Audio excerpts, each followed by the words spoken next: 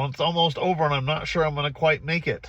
For those of you who don't know, I'm on a quest to get through 60 books this year. Grant Cardone claims that the typical billionaire reads 60 books a year, so I'm trying to get through 60 books because I'm working on elevating the abundance in my life and the things that I'm doing. Sun's in a funky spot right there. So it's December, and going into December, I was only done with 45 books, so I got to get through 15 books in this last month. But I got a good head start on it. So right off, I listened to a quick audiobook of The Art of War.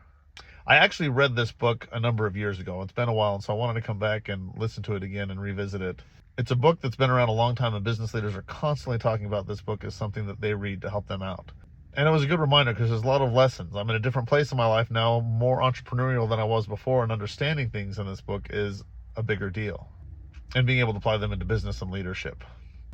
And a lot of the principles that are talked about are knowing your enemies. And it's interesting, even in business, you have to understand your competition. You need to know who your competition is, what your competition is doing. But I also look at it as ourselves. What is it about ourselves that is holding us back? We also need to know ourselves.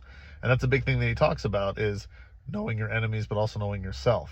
The thing that stood out to me the most were the leadership principles that were talked about. And he talks about being a good leader, being benevolent, but also being strict. And finding that balance is an important part of leadership.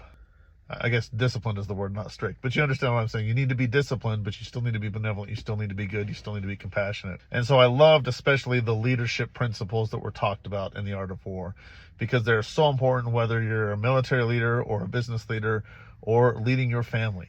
You need to have these principles. You need to understand them to build that loyalty, to increase the likelihood of success. Overall, quick, easy listen to, quick, easy read if you decide to read it. Art of War, classic. Go check it out.